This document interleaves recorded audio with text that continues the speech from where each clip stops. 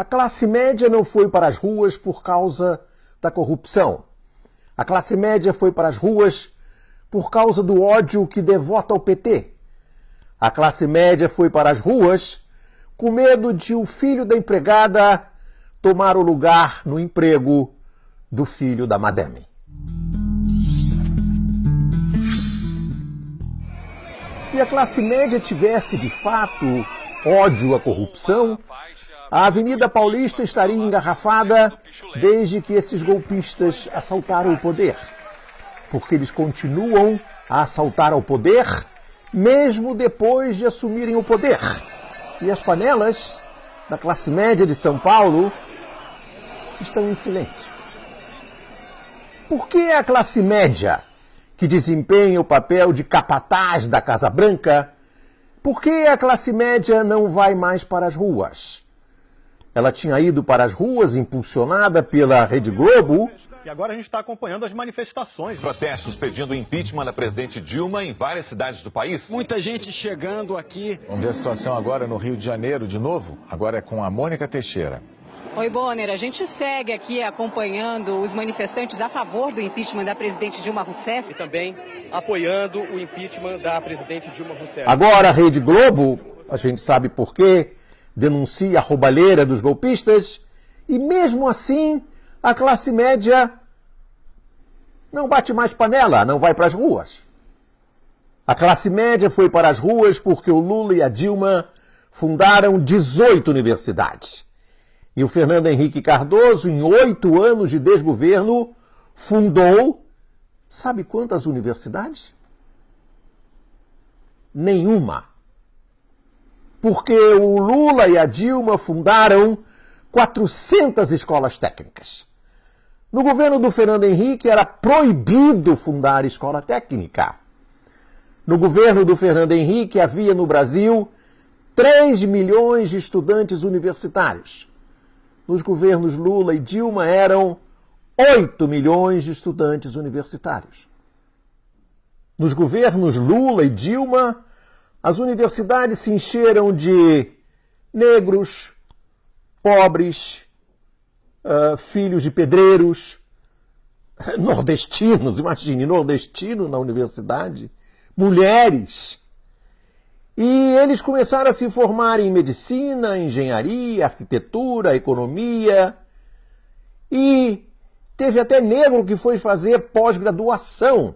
Imagine, negro na pós-graduação. Que absurdo. Pensa a classe média. Foi por isso que a classe média bateu panela na Avenida Paulista. Gente, eu vim de graça! Com medo de o filhinho da madame perder o emprego para o filho do pedreiro nordestino em São Paulo. E como explicar esse medo? Uma maneira de explicar esse medo é perceber que o Fernando Henrique não abriu nenhuma universidade. E por quê? Porque a classe média, capataz da Casa Grande, de que o Fernando Henrique era mordomo de luxo, a classe média queria ter o monopólio do conhecimento. Monopólio do conhecimento significa salário, significa ascensão social, significa romper os grilhões da origem social. Por isso, Fernando Henrique Cardoso não abriu nenhuma universidade para manter a distância dos pobres. Deixar ralé na senzala.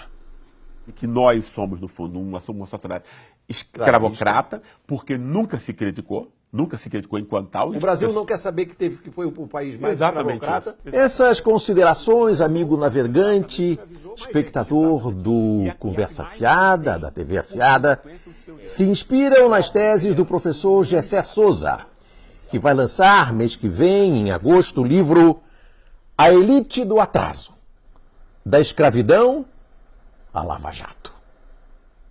Uma das teses do professor Gessé de Souza é que os intelectuais da USP, por exemplo, o Sérgio Buarque de Holanda, o Fernando Henrique Cardoso, com a sua teoria da dependência, botaram na cabeça da classe média, e a classe média nada mais é do que o capataz da Casa Grande e o mordomo de luxo da Casa Grande é o Fernando Henrique Cardoso.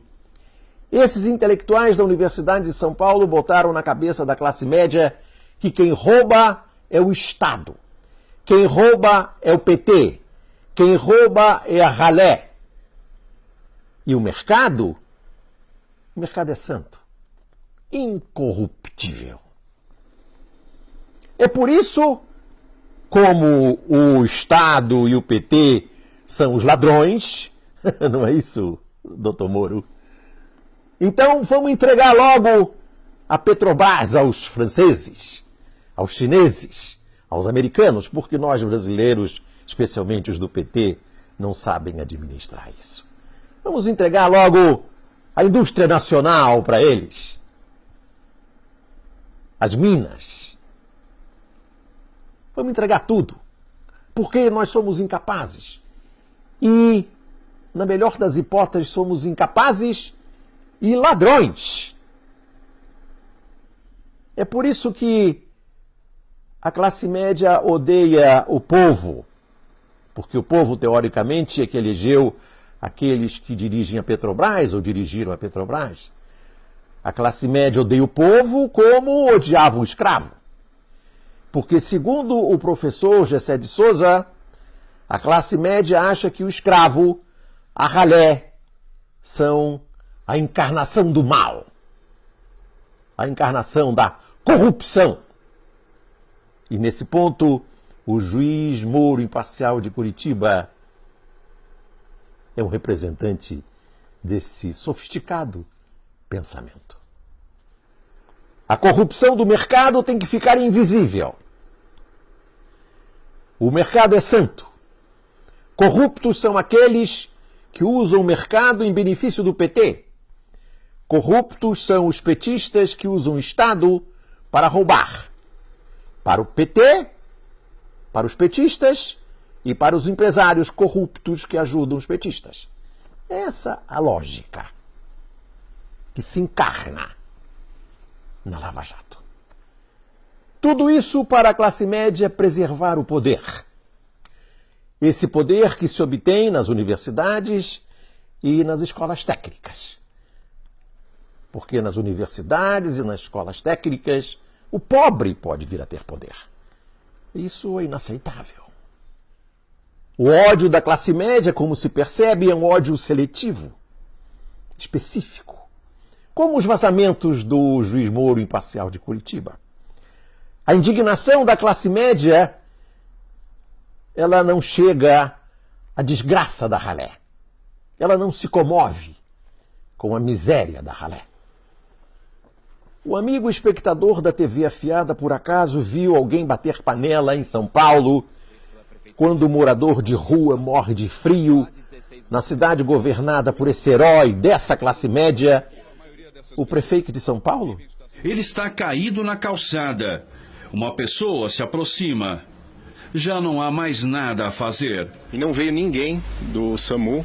E infelizmente, em decorrência do frio, né, que ficou bem acentuado aí de madrugada, ele veio a falecer. O amigo espectador da TV Afiada viu alguém bater panela, ir para a Avenida Paulista em protesto, porque um carroceiro foi assassinado a sangue frio no bairro de Pinheiros, um dos principais centros de comércio popular da cidade.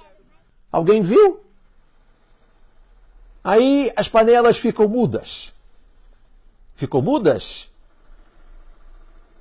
porque a filha da empregada doméstica não vai tomar o emprego da filhinha da madame.